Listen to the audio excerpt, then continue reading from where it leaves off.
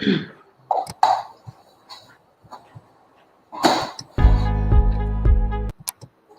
are Purvi.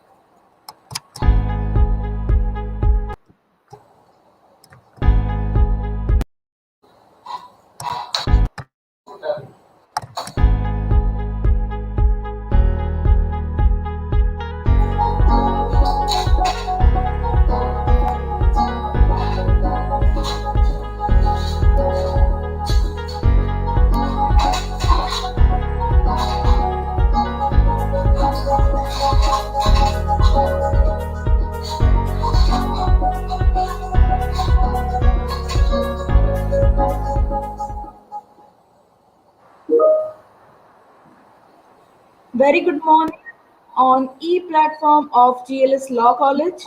Greetings to all the viewers and to our esteemed guest of today. This is a beautiful day because it is beginning with learning and learning from the expert. I request our dear director, Dr. Mayuri Pandya, who is an exceptional academician and who is having so many uh, uh, feathers on her cap that she is wearing, actually in a way, in literal sense, because she is having so many responsibilities that she is performing with great order and in great honor. She is rendering quasi-judicial function, being expert member of Environmental Appellate Authority, Government of Gujarat, Environment and Forest Department. She is also instrumental to environmental clearance of various projects of national level, being an expert member of EAC at Ministry of Environment and Forest Department. Ma'am I is think the Parvan, there is no need for the high introduction voltage. because thank you so much. Purvi ma'am, on behalf of GLS Law Family, Gujarat Law Society, and all my dear students, I heartily welcome you in two capacities. I welcome you first as a director of GLS Law and in my personal capacity as a friend. It is indeed my honor to welcome you. Uh, Purvi ma'am is the director, dean of the Institute of Law, Nirma University, and I must say that she is one of the excellent academicians, not in the state of Gujarat, but in India, and an excellent administrator, able administrator. Uh, I'm sure that whatever the Institute of Nirma Law is today is because of the hard work that Purvi madam has put up.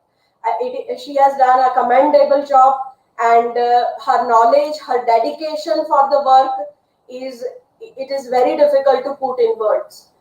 Ma'am, I really welcome you today to the e-platform of the GLS Law College. And the subject is a very important subject in today's date, because when we talk for the sustainable development goals, one of the most important goal that we need, not only India but the entire world needs to achieve, and that is the gender equality. Now, for that, the judiciary has to play a very vital role for rendering the gender justice. And I'm very sure that today Dr. Pokhariyal will throw the lights on how the judiciary take the decision and color the gender perspective for the justice to the women. So, ma'am, I welcome you once again, and over to Payal ma'am.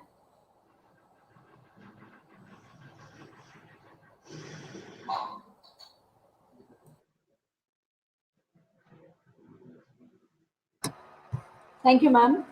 As Dr. Mayuri Pandya rightly said, that Dr. Purvi Pokhariyal is a great academician and an administrator, and she is not only in state but in the nation. She is the dean of Faculty of Law at Nirma University, and as rightly said by Mayuri ma'am, that what Nirma University and what the Faculty of Law is today in Nirma University is because of her mammoth efforts that she has put in.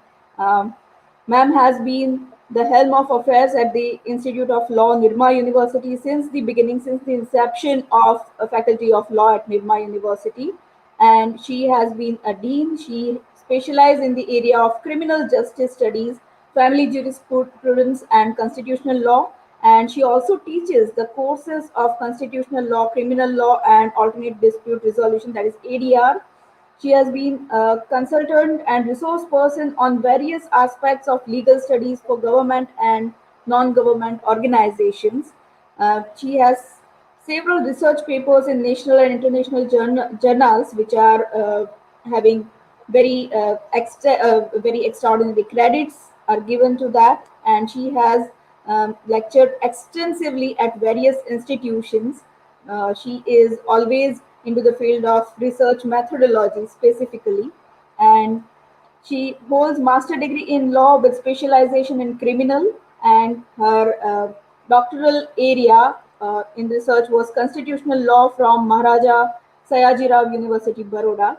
And ma'am has many degrees as well as many expertise. Especially, she is always connected with the students, and she always takes interest in the development of youth in the legal fraternity. Today, as Mayuri ma'am rightly said, the subject that we are having judicial decision making and gender perspective. So we really wish to know, ma'am, your idea about today's gender perspectives as in 21st century and 21st year of it, as ma'am rightly said, it has added many new perspective, new normal. So what are the novel perspectives that had been added to gender? And in connection with judicial decision, we would like to know from you as an expert.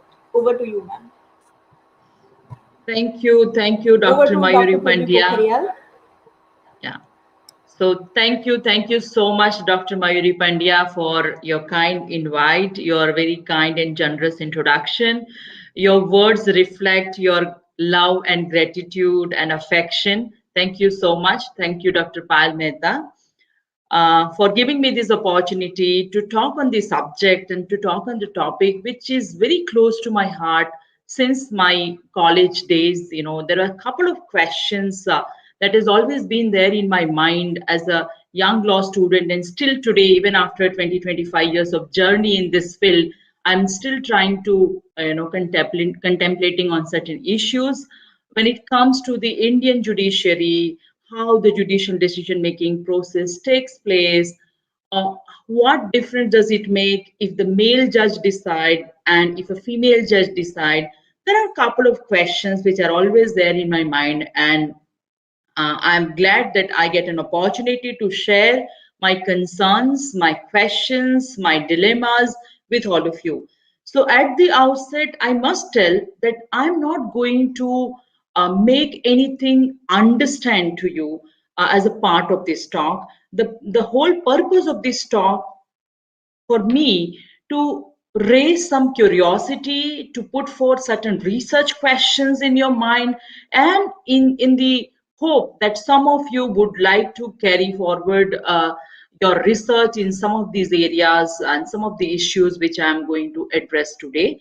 So I have a lot of questions to ask, and I want all of us to think through these questions. I probably want all of us to ponder on these issues and try to go for a qualitative and quantitative research if possible in this area in future. Because when it comes to India, uh, judging and the gender differences or gender diversity on judging, sex on judging, there is not much research or survey that has been carried out. We had a couple of surveys and research when it comes to about which is purely a quantitative survey when we talk about how many females are there in the Supreme Court or in a High Court or in a district court, and why it matters if you want more women. But basically, in the judicial decision making process, how does gender matter? Unfortunately, in India, we have not had many such researches, and my attempt today through this talk to put forth few questions to all of you, and probably in the anticipation that you, some of you may would like to take this discussion forward in the form of researches, and so in the form of writing, in the form of some kind of a deliberation at your level at different forums. So this is the preamble. Now, friends, when we talk about judiciary, and especially the Indian judiciary, as we all know, the Indian judiciary is being considered as the most powerful court in the world. And this most powerful court in the world tag that the court has received, and specifically because of the judicial review power of the constitutional amendment. The judicial review power with not reference to only legislative acts or the executive orders, but even the judicial review power that the Supreme Court of India is able to exercise over the constitutional amendment which is being passed by the parliament in the constituent capacity, that also being reviewed and can also be declared null and void, and that makes the Indian Supreme Court the most powerful court in the world. And if you look at the kind of the judgments and the range of issues that the Indian Supreme Court had tried to address in the last couple of decades, make the Indian Supreme Court as the fourth chamber of governance. You know, it's basically governing every aspects of our common man life. And that's the reason that for every issue, we always found that there is one recourse which is available, and that is knocking the door of the Supreme Court. And if we realize, and if we go through the kind of an expansion that is being done under Article 21 with reference to the judicial activism and judicial pronouncement, we can say that even the Indian Supreme Court has become the institution of reforms. You know, the court has brought number of reforms through its judgment. The court is also known as an institution of social change because, you know, look at the judgment of Joseph Saine, look at the judgment of Navjot Singh Johar, decriminalizing adultery, decriminalizing Section 377, Sabrimala temple judgment. There are a number of issues which is being tackled by the Indian Supreme Court and has led the tremendous social change in this country. And that's the reason that the study of this powerful court makes a very, very interesting discourse. Because as we all know, under Article 141, whatever the law that is being declared by the Supreme Court becomes the law of the land. So that court has an ability to declare the supreme law of the land. And in looking at all these issues, probably, you know, we tend to think like whether the Indian Supreme Court enjoys the same kind of a status with the Parliament in England enjoy. Because, you know, we all know when we talk about England, England has a parliamentary sovereignty. And in that context, you know, there is a very fine joke and a kind of the joke which is very famous with reference to the English Parliament, that in England, Parliament can do anything and everything. They can also make a man a woman or a vice versa. I mean, in a nutshell, they can do whatever they like to do. If you study the Indian Supreme Court in the past couple of years, you tend to believe in the same way that the court has a tremendous power of bringing social change, of reforming different institutions, and to respond to the faith and confidence which the common man today is reposing in this highest court. So at this juncture, with this backdrop, you know, it is very, very important to understand how the judicial decision making process takes place in these courts, and what are the variables that affects the judicial decision making process, and you know, how does it matter if a male judge decide the case or a female judge decide the case. So as I said, the Indian Supreme Court enjoyed the independence. You know, it's not only the institution of reforms and the highest court, but it also enjoyed the independence, judicial independence that we all got in Article 50 of the Indian Constitution. And it is the ultimate savior of the talisman, you know, Gandhi's talisman that we all know, that, you know, that is a common man. So it is an ultimate savior of a talisman for realizing the needs of justice. And that's the reason that for us, it has become a very important organ of public life for a common man. Every now and then, common man is looking at this court for for resolving the daily dilemmas, for resolving the common issues which they are facing. And that's the reason that it is very important who is sitting there in the Supreme Court and to study those judges, to study the judicial mindset, to study the judicial behavior. It's very, very vital.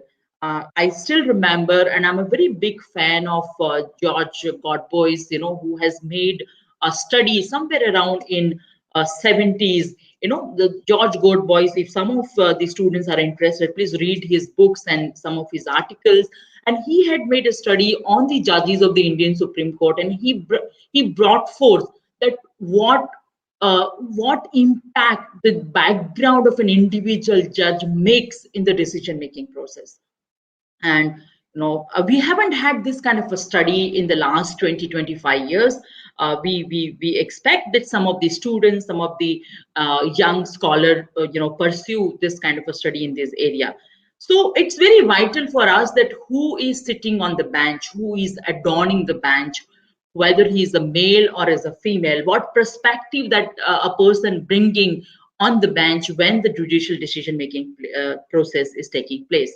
As such, we all know that the goddess of justice is blind, but how justice is approached and how the justice is constructed and deconstructed and how it is being perceived by the people who are sitting on the bench may differ at times, that we have seen. And some of you who are already under internships and some of you who are already visiting the courts, you may be knowing that when an advocate has to file a case, they will wait for a roster to change, the board to change, and sometimes this kind of a whole notion is also known as forum shopping. So it's very vital that who is sitting on the bench and what difference does it make when it comes to judicial decision making process.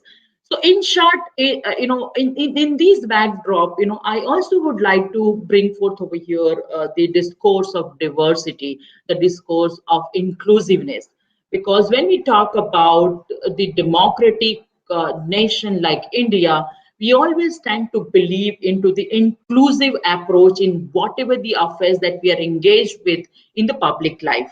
So diversity in public institutions, diversity could be of any diversity of gender, diversity of caste, diversity of religion, diversity of physical ability, social economic background, ethnicity, any kind of a diversity always sensitizes the institution to community needs.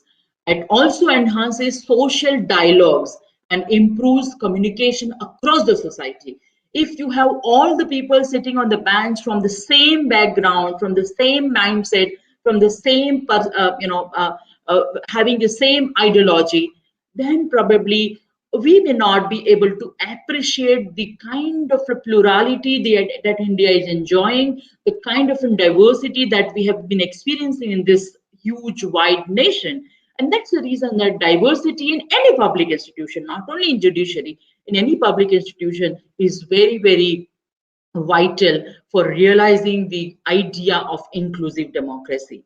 So, and in that context, I'm not addressing the other kind of diversity for this talk. We are here for the sake of this talk. We are addressing the diversity in terms of the gender. So, gender diversity and the judicial decision making or a judicial process is very, very important. And in that context, I recall a famous statement of the father of the Indian Constitution, Dr. Babasaheb Bhimrao Ambedkar. And he once had said that I measure the progress of community by the degree of progress which women have achieved. So if you want to measure the progress of society, you just see how the women in that particular society has progressed, and you will be able to measure the progress of the society. That's what Ambedkar had made a very powerful statement. Now, in the light of this statement, I just would like to present before you some of the statistics. Please listen it very carefully. These statistics provides a base for the kind of questions and the queries that we are going to address in this talk. So what Ambedkar had said, you need to look at the progress the women has made in any society if you want to measure the progress of the society. Now here in this context, the women progress, that what we have done in Indian judiciary, that we are trying to measure the progress of women in the judiciary. Now for that we need to understand certain data, certain statistics. Now if you look at the Indian population, female constitute around 48-49% of the total population. Now, when female are around 48 to 49% of the total population, look at how many female are representing, or how many female are adorning the bench of the Supreme Court. From 48-49% of the population, and rest of the population is of male, of course, we have only 2 female judges as of now out of 34 Supreme Court judges. So 2, we have on one side, we have 40% women population, and the male is 52%. 48 ke liye, we have only 2 women judges. From 52, we have 32 male judges. So, and if you look at total judges that has been at the Supreme Court, total female judges that has been there at the Supreme Court till now, we have only 8 from total 245 judges that has been there at the Supreme Court till date. So from 1950 to 2021, in this around 70 years, 71 years, we had around 240 judges, and from that we had only 8 female judges. And that too, the first female judge we had, Justice Fatima Bibi, and Justice Fatima Bibi has adorned the bench in the year 1989, and that also took around 40 years. India has taken around 40 years to allow any female to sit on the highest court of the land. And if you compare the same statistics, we need not to worry. If you look at the world around you, especially the United States of America, the USA, which claims as the oldest democracy and the greater democratic values that they possess. If you look at the statistics in US, the United States Supreme Court has taken around 100 years for the United States to allow a female judge to sit in the United States Supreme Court. So in that compared, yes, India has done fairly well. We took around 40 years for allowing a female to reach at the highest court of the land. Now, this is about the Supreme Court. Now, if you look at the statistics of the High Court, we have around 80, as of now, 80 female judges in the different high courts of the country from amongst 180 high court judges, roughly 180 high court judges from 25 different high courts.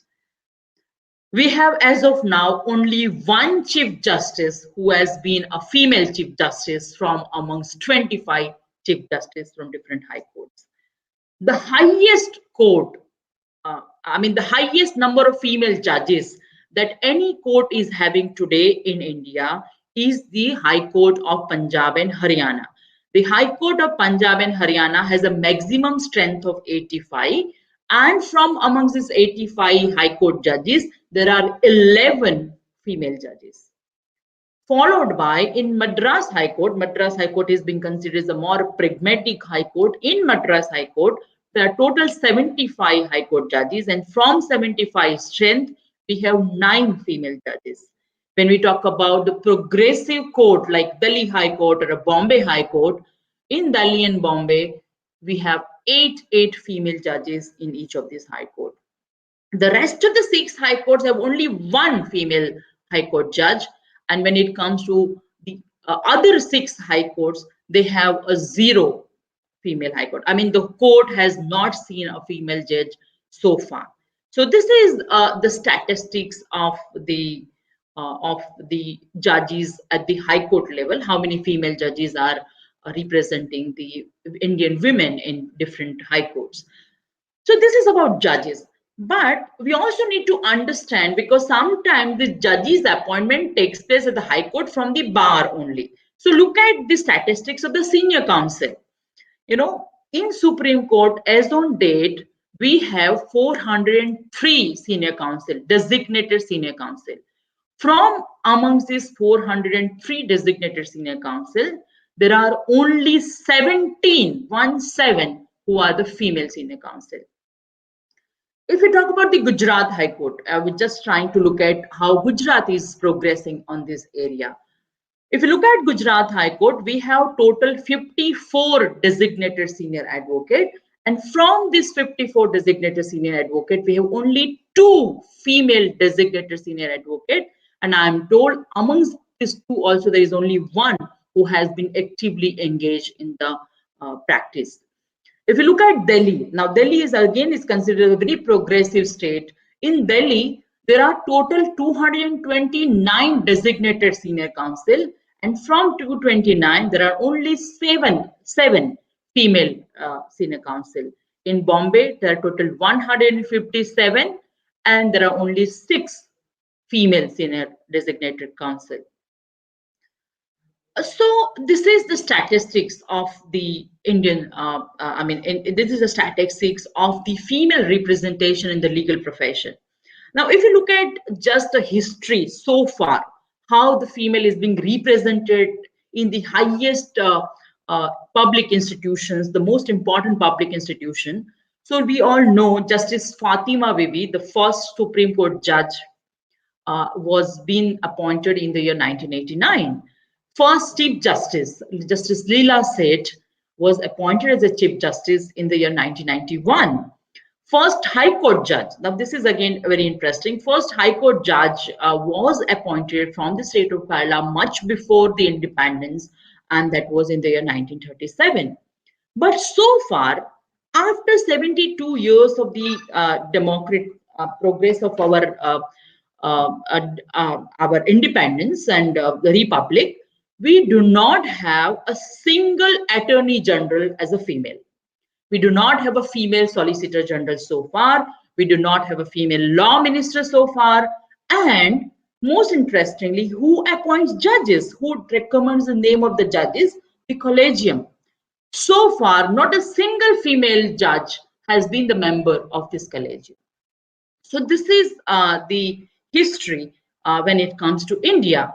Now, again, when it comes to India, if you really want to understand who 8 are the great ladies who have been there or who have been able to reach to the bench of the Supreme Court so far, we all have Justice Fatima Bibi, Justice Sujata Manohar, Justice Ruma Pal, Justice Gyansudha Mishra, Justice Ranjana Desai, Justice R. Bhanumati, Justice Indu Malhotra, and Justice Indira Banerjee. Now, if you try to study the background of all these great women, you will come to know that most of them, they come from a very powerful, rich, affluent families, and therefore they could reach to this highest court. So we also need to understand that whether these female, again, bringing any diversity of the socio-economic background when they are representing women on the bench. That's also very interesting insight, and especially even after 21st March 2021, if there is no further appointment take place, then probably we'll have only one judge Supreme Court, one female judge in the Supreme Court, that is Justice Indira Banerjee, because Justice Indu Malhotra is going to retire in the month of March, somewhere around 20th March or so. So we may have only one female judge. Now, this is the story of India. Let's try to understand the figure, and let's try to understand a macro picture of the other countries around the world. If you look at Italy, they have 52.9% women representation in the entire country at all levels of judiciary. If you look at France, they have 70.9% female representation in the judiciary.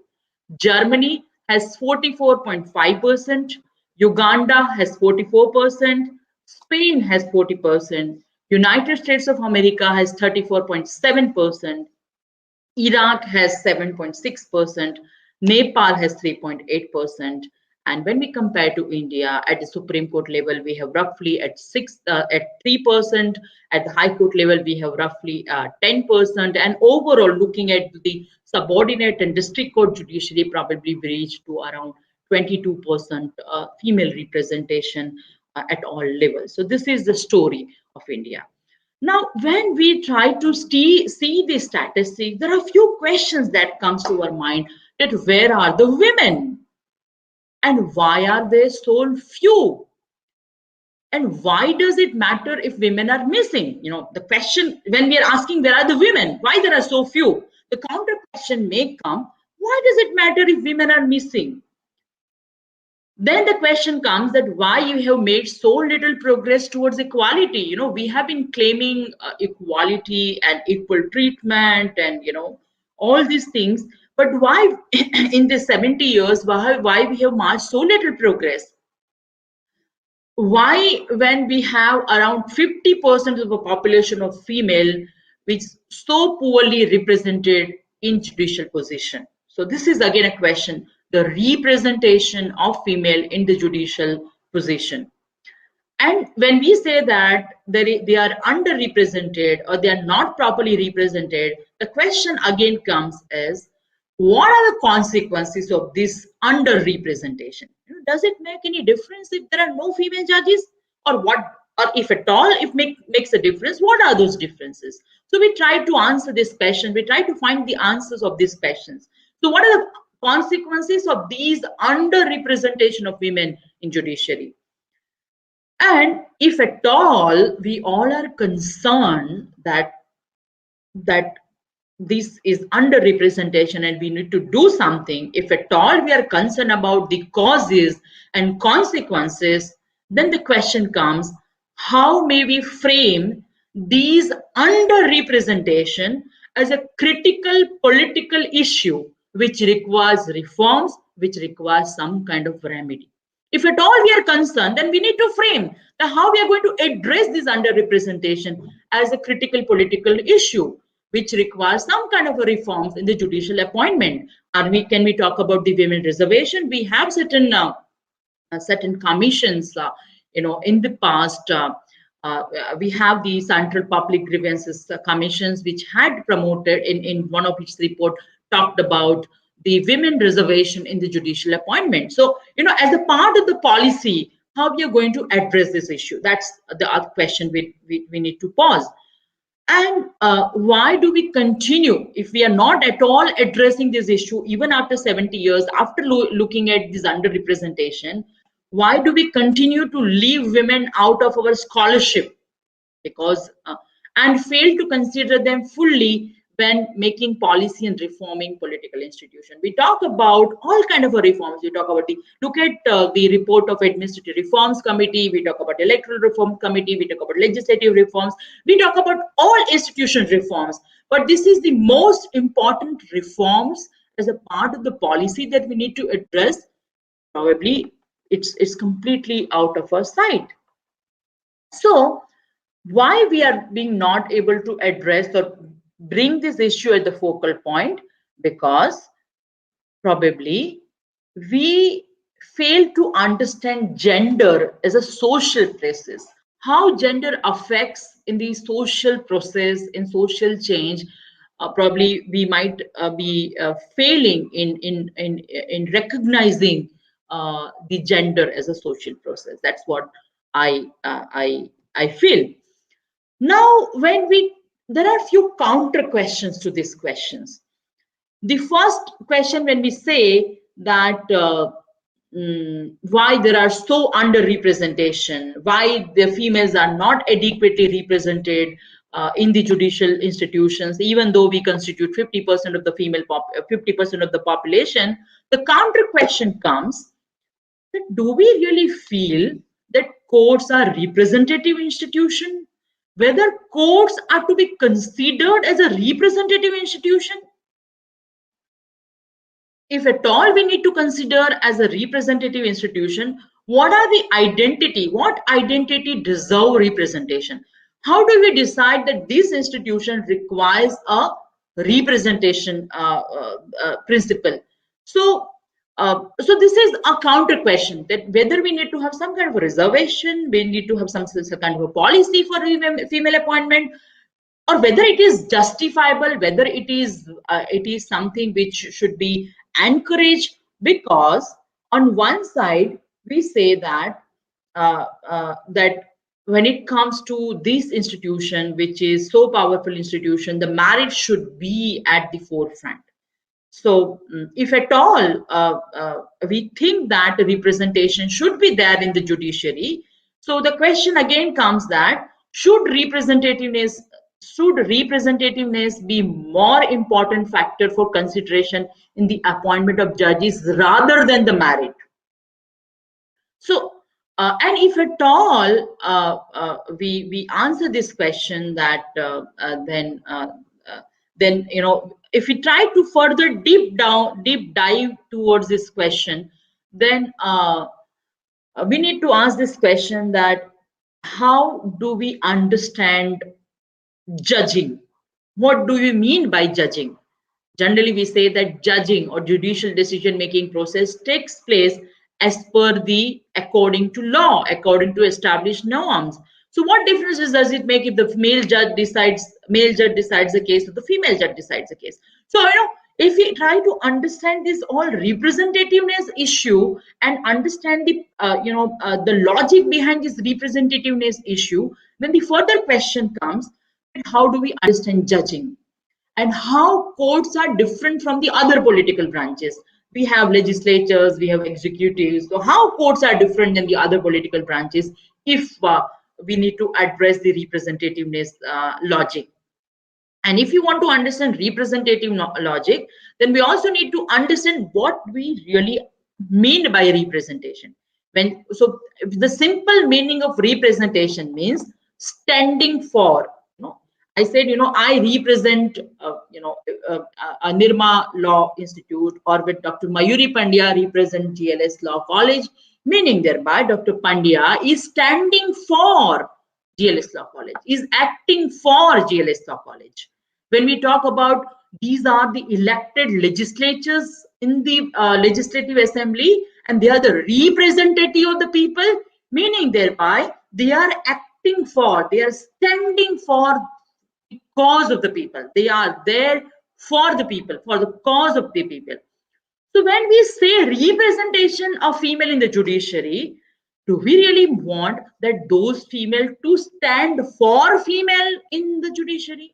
And if we consider this analogy, then probably the whole notion of judiciary, because we talk about judiciary as an independent organization, we talk about judicial independence.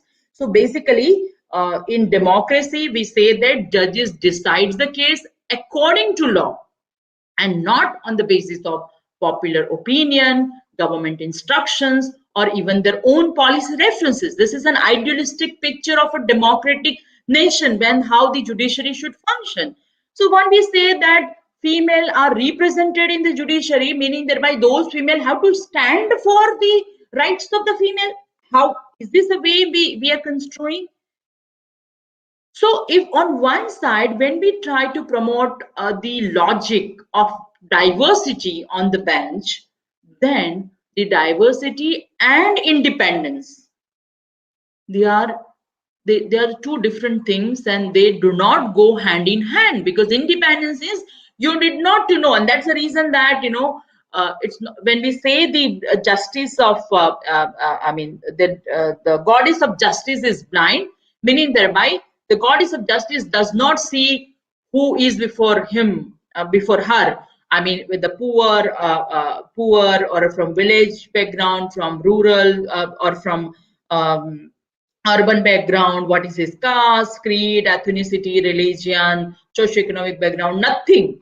The justice is blind, the goddess of justice is blind. But at the same point in time, when you are sitting to do justice, you yourself should be a blind. You should forget you are a female, you are a male, you are from this caste, you are from this position, if you are from this socioeconomic background, you belong to this ideology, you belong to that ideology.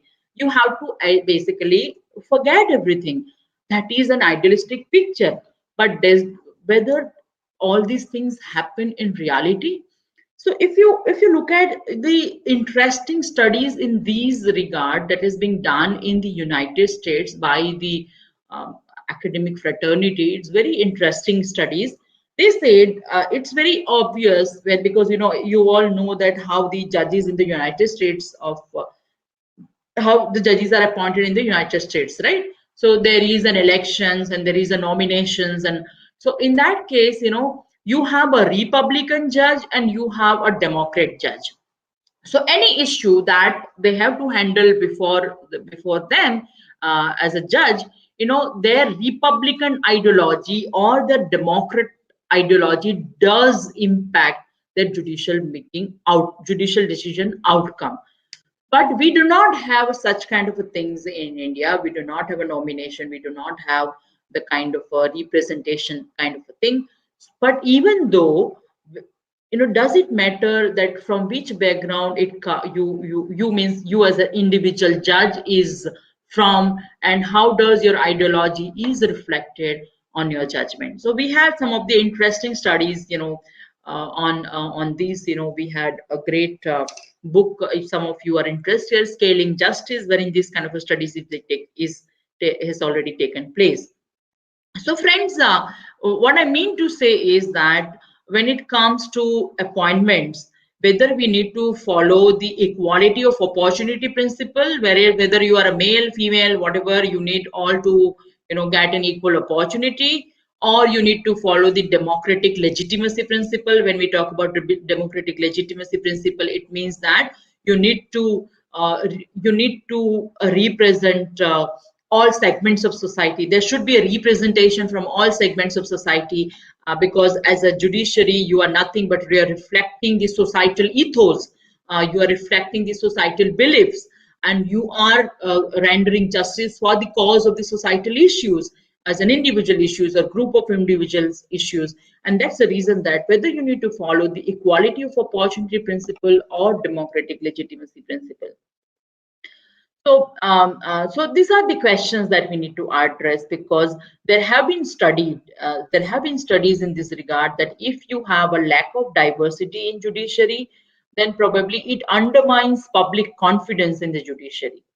And especially when there's some kind of a quantitative studies that has taken place, wherein it has mentioned that if there is a female judge sitting on the bench, and if there is a female applicant, the female applicant would be feeling more confident for her issues to be addressed by a female judge. So there have been a study, and that's precisely the case that when it comes to the family courts, when it all related to the family related issues, we have seen that the female judges are appointed. So again, that is an issue that even a female judge is sitting at the district court, is appointed at the district level court, or is appointed at the high court level.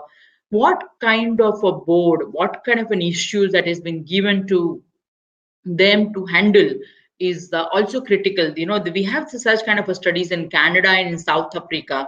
We haven't had any kind of studies that has been done in India with reference to this, that largely during the entire judicial career of a female judge, if you want to study what kind of a cases that has been handled by her at all levels, and what kind of an inferences that you may be able to draw from these kind of studies. So we do not have such studies. So there is ample room and a scope for all of you to take up these issues as a part of your study.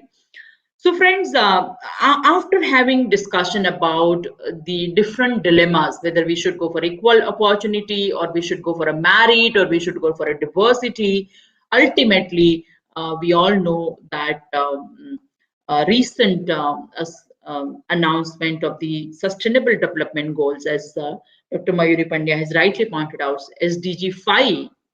SDG 5 is more powerful. SDG 5 talks about gender equality at all levels, and all this debate comes to a rest when we whatever debate that we were engulfed with, that whether we should go for diversity or whether we should go for a merit, the debate comes to a rest when SDG 5 talks about that do need to, I mean, all the we are expected to maintain and achieve the notions of gender equality at all levels in all the public institutions, and that is and that's the reason that SDG 5 says that we need to have a representative, we need to have an inclusive, we need to have a responsive approach of gender equality in all the public institutions. So, and after the SDG 5, there has been a number of attempts that at all levels, to promote the participation of female in the judicial institutions. And if you look at the study, there have been number of studies that has been done by Vidhi in this regard.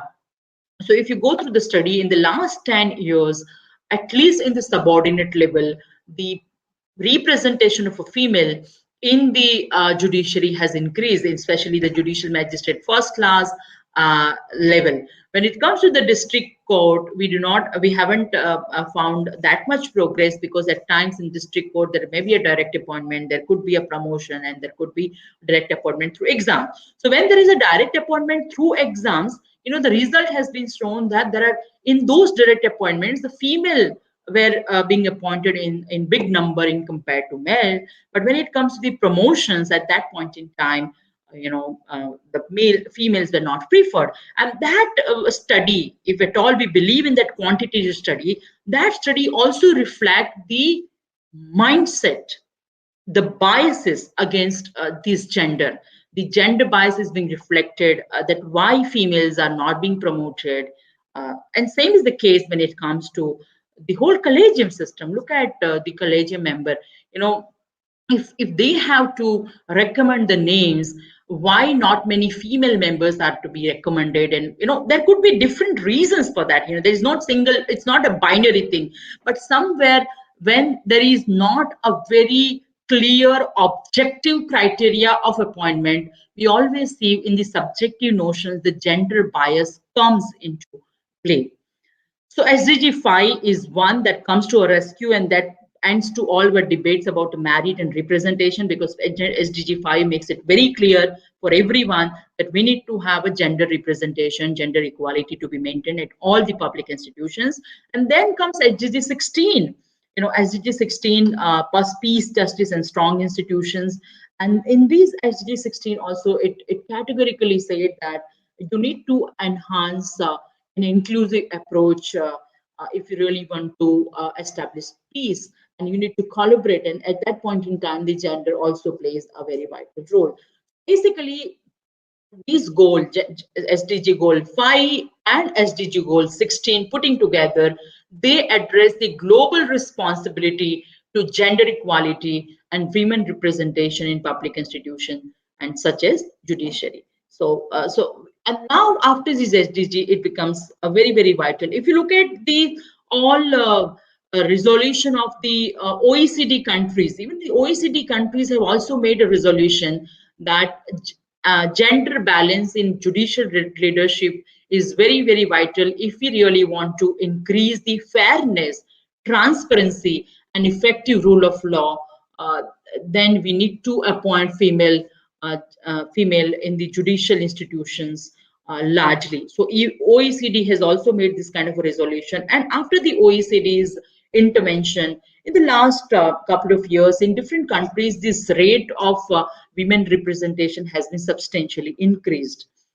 But when we discuss all these things about representation and giving the some kind of addressing the issues of diversity, there are certain postulates, there are certain subtle norms and the postulates we need to address. The first is, we all know that law is objective, or law is supposed to be objective, impartial, and neutral, right?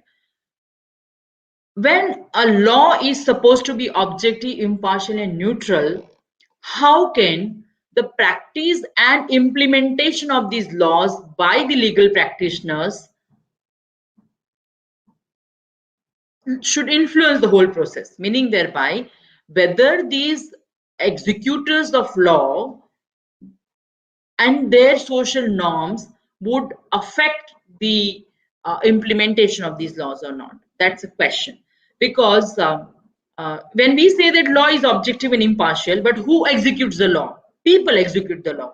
So whether these people in the sense that the judges or the legal practitioners who promotes and who executes the law, whether the social norms, the social norms affects the impartial character of this execution of law or not. Because we all know that when it comes to people, all people are product of cultural conditioning.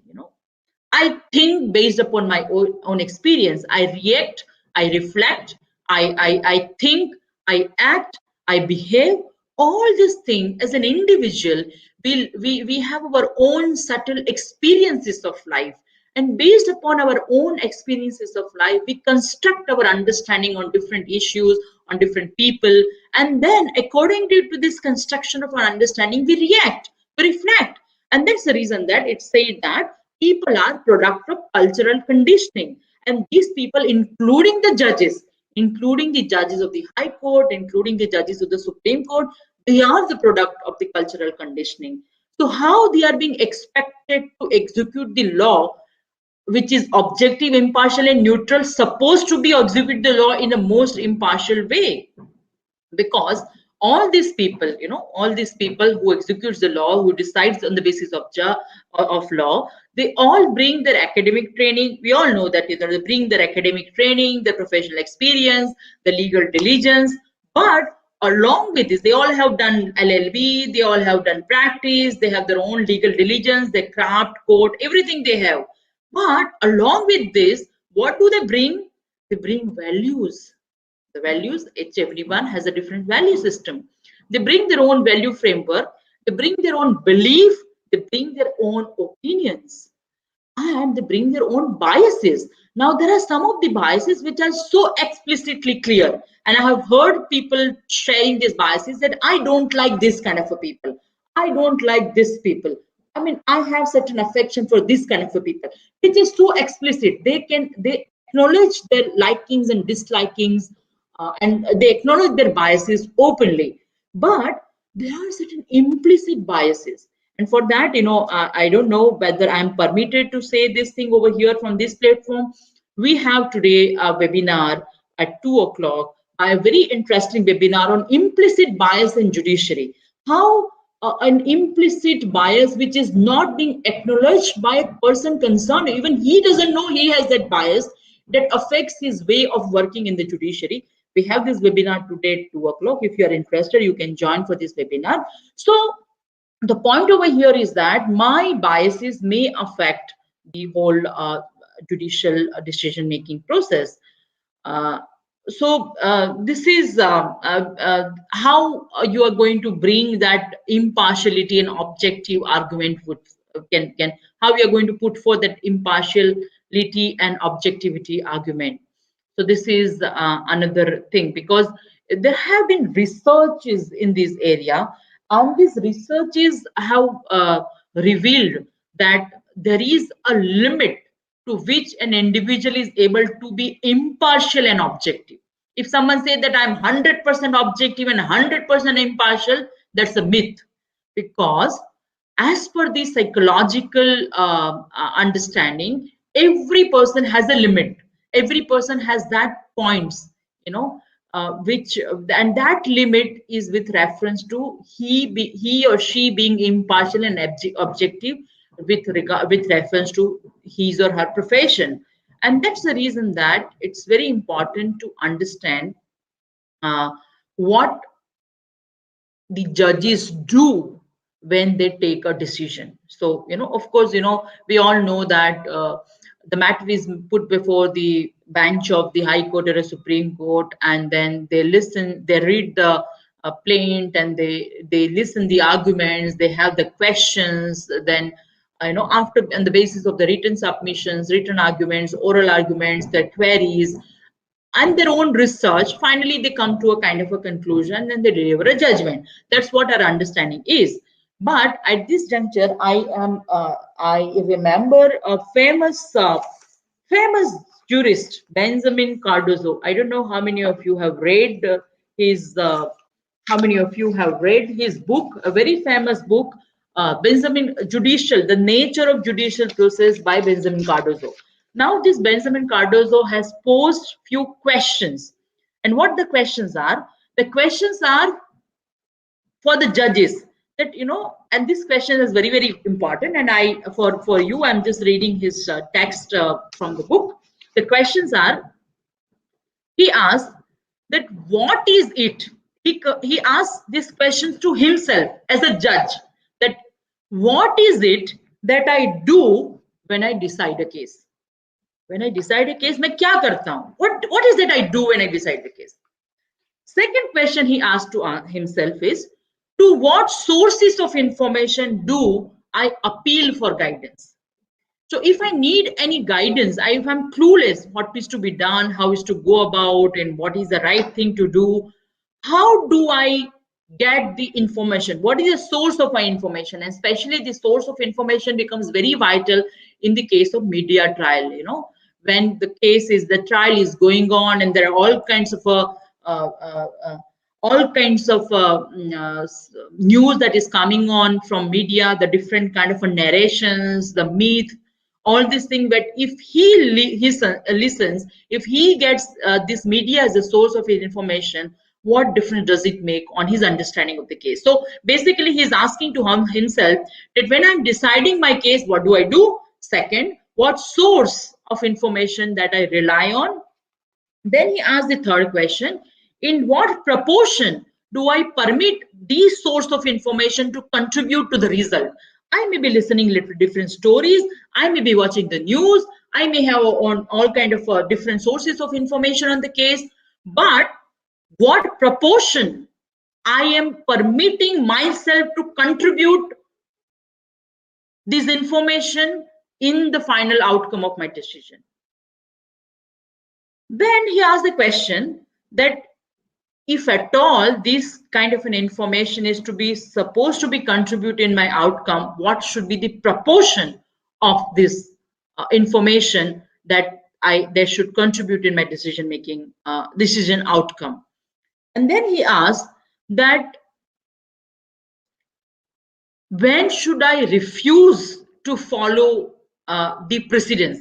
If there is at all a precedent, whether I should always follow a precedent in a particular case, or I can refuse it. If I can refuse a precedent, when do I refuse to follow the precedent? That's a question that he's asking for himself. And then, if I'm not following the precedent which is applicable in a case, how do I reach the rule that will make a precedent for the future?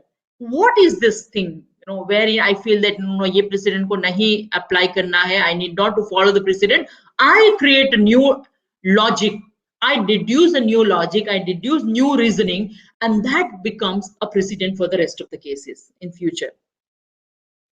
And he said that how, and last question is very, very important, that at what point shall the quest be halted by some custom, by some consideration of social welfare, and by my own common standard of justice and moral? What he says that I may have passed through my own customs, my own notions of justice, my own common standard of justice, my own value framework, my own moral understanding of morality. How do I allow all these things to get into the decision making process? And this is a very interesting questions, and which he is very powerfully putting in this book of Nature of Judicial Process. And in this context, the last question is very important for our discussion today, that how a judge is bringing his common understanding of justice, his or her notion of justice and morality, bringing, and his or her implicit biases bringing in the decision making process. And this is very vital. And at this juncture, I still remember my meeting with Justice D.A. Desai. When I was doing my undergraduate law, I had happened to meet the very great and dynamic judge, the then judge of the Supreme Court. At the time, he was retired, of course, Justice D.A. Desai. Justice D.A. Desai is also known as a very bold and pragmatic judge. he has given a lot of judgments which is pro-labor. Now he said that why my all the judgments are reflected as why all the judgments are pro-labor judgments. And then he said that, you know, the kind he belonged to a very he belonged to a family of landlord, and he had seen in his childhood, in his young age, that how the laborers were being exploited in his own home, in his own farms, and that gives them that gives him a kind of an understanding of the plight of a laborers in this country. And that's the reason that is something, that experiences of childhood which he has seen and observed, always being there in a subtle way in his mindset, even when he's adorned the judge of the when he adorned the bench of the Supreme Court. And that's the reason that this is the lenses through which he always tried to look at the case before him. This is what he said during one of his meeting with him.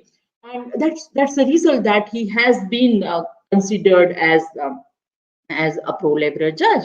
And look at his judgment in DS Nakara versus Union of India. You know how beautifully he has explained the meaning of socialism. What he said is, in that particular judgment, that socialism is nothing but socialism is equal distribution of national cake. So there is a cake, and when you are cutting the cake and distributing this cake equally to all the people of nation, that's what the socialism is. So this notion of socialism that comes from his own childhood experiences. So likewise, when we are asking the question that why gender matters, when we say what difference does it make if there is a female judge or a male judge, why there should be a matter, why gender should matter at all? The question comes whether gender impact in the decision making process, whether it affects, whether gender perspective affect or alter judicial outcome. If this is the case, if it is being decided by a female judge and if it is being decided by a male judge, whether it will be some difference in the outcome.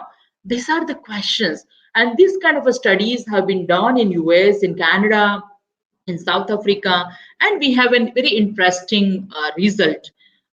And probably the gender perspective should be altering the judicial outcome. That is what we presume, because then only we have recently heard our Attorney General, Mr. K.K. Venugopal, you know, somewhere around in December 2020, he made this statement in the court, and that is being reported by all the medias.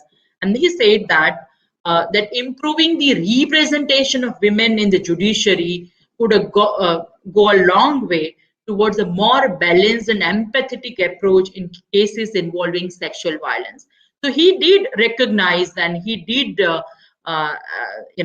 recognize the importance of the women representation in the judiciary, because he believed that, you know, if you have more women on the bench, probably they would have more balanced and empathetic approach, especially in the cases of sexual violence. That was his belief is, and that's the reason he mentioned this statement.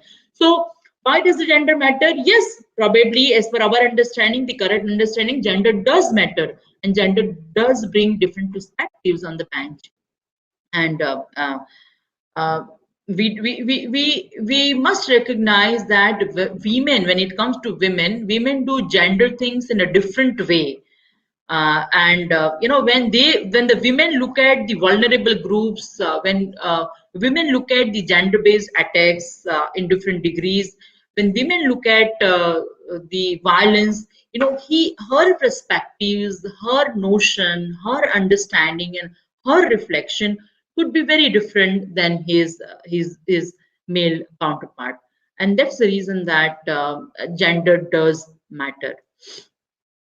So the question is, in India, if you want to make a study, can we make some kind of a quantitative and qualitative study in this regard, that whether male and female judge decide the case distinctively? If so, whether it comes from the biology, it's very interesting. Whether it comes, if we at all agree that male and female decide the case distinctively, differently, then whether this distinctiveness comes from a biology or comes from the shared experiences, from their own individual experiences, or it is a biological difference that tend them to think differently. You know, whether the presence, and second notion is very important, whether The first is whether male and female judge decide case differently. The second is that whether the presence of female judge in a bench, if there is a 3-judge bench or a 5-judge bench, and there is one female or a 2 female, whether the presence of a female judge in a panel cause her male colleagues to behave differently. If you are with female, whether the other males will behave differently, will have a different reasoning, will think through differently. So that's the second question, where we haven't had any kind of research in this regard.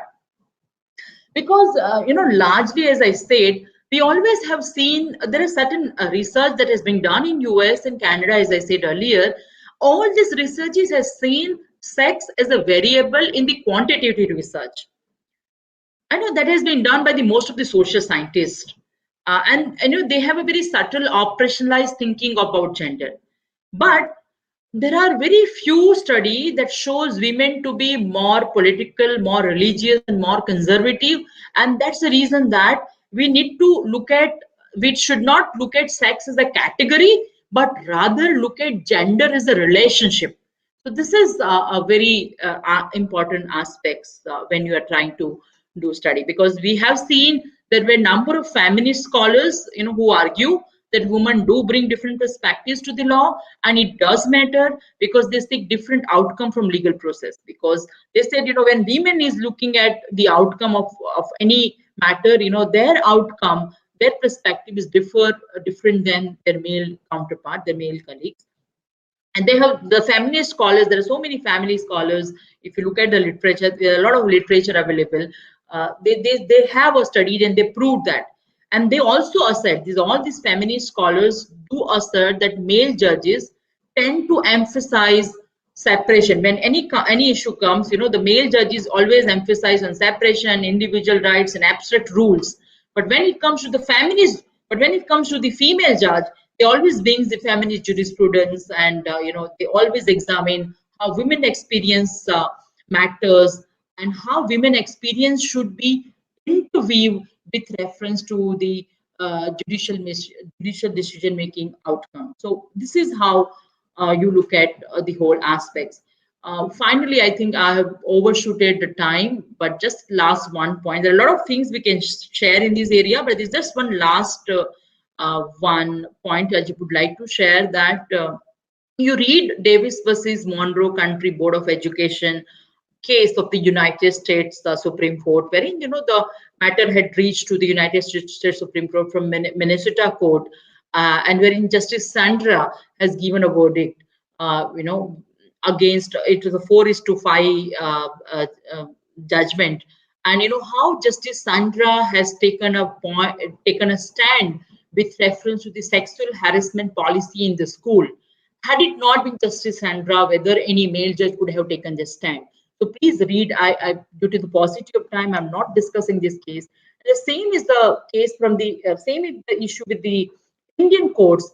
Look at Indian Young Lawyers Association versus State of Kerala case, famously known as the Sabrimala Temple case, wherein Justice Indu Malhotra has taken a different stand.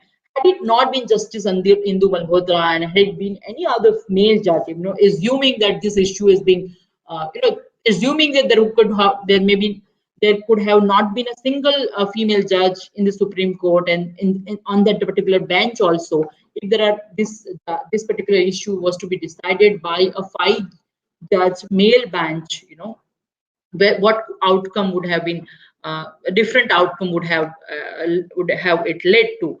So look at the justice, what kind of a jurisprudence that Justice Indu Malhotra is putting in a Sabrimala judgment, then Justice Chandrachud, and why does it matter? So this is these are the few cases through which probably you could further pursue your research and prove your hypothesis, because as I said, there has been little academic attempts when it comes to India for systematic study and survey of the women judges decision making process and its outcome, and vis-a-vis the male judges judicial decision making process and the outcome. And there has been a little attempts with reference to providing any kind of a rational, because if there are more women which are missing in the judiciary, there should be some systematic study, and the study should lead to some kind of a rational for the reforms in the system of appointments, how the judges are being appointed, how we can bring more judges on the board, on the bench. So that kind of a study is not yet been carried out much in India, and there is a greater scope.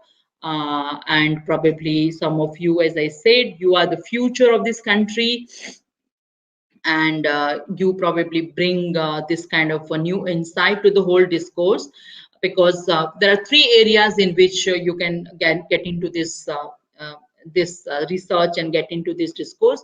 First is physical and policy infrastructure serving female and male court. So what kind of a physical infrastructure if you need more? We have seen we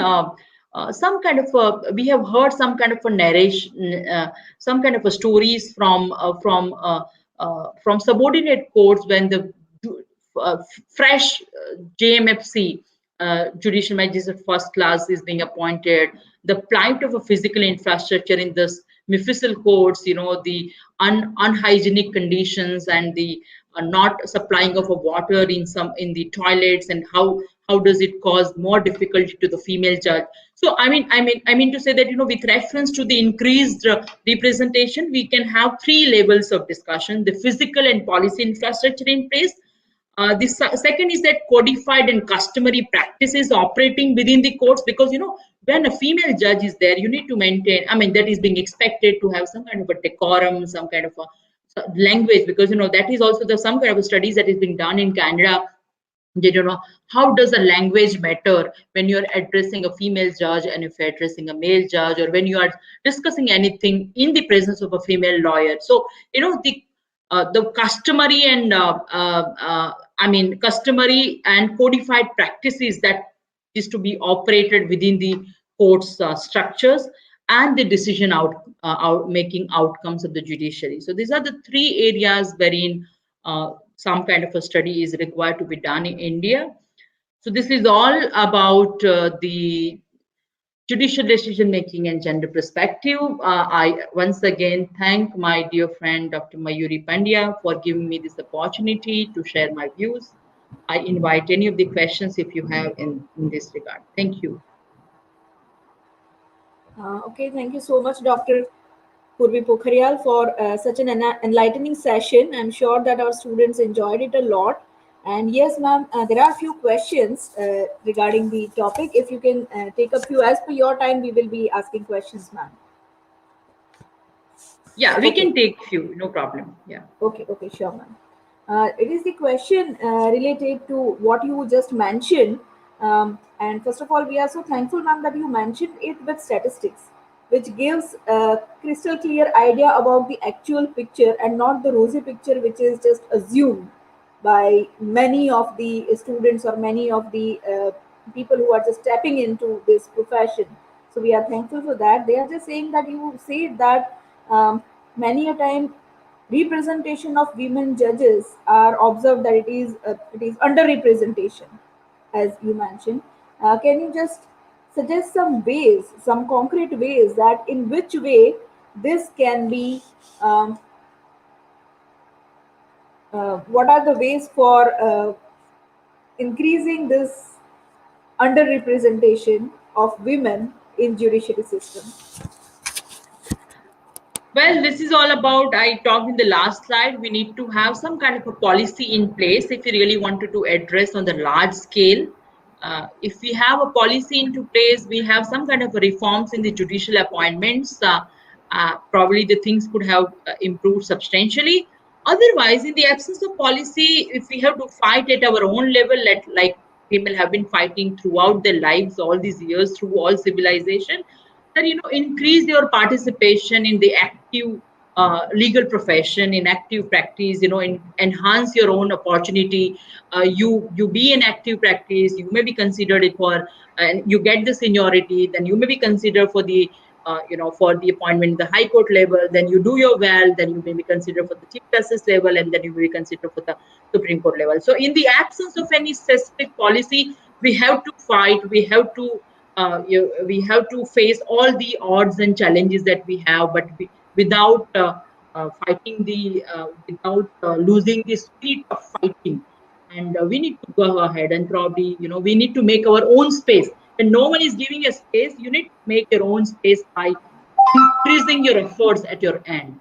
But largely, if you want to substantially address the issue, we need to have some of the policy reforms in this area. Okay, thank you so much, ma'am. One more question that is for from our former one of our former students. That is that do you think that when the decision or judgment that is announced by a lady judge, it has other perspectives added to it other than the judgment that is announced by male judge, especially in family matters and other matters? Yes, it does. It does affect. I mean, there have been a studied, and I believe, but my belief is not a scientific belief.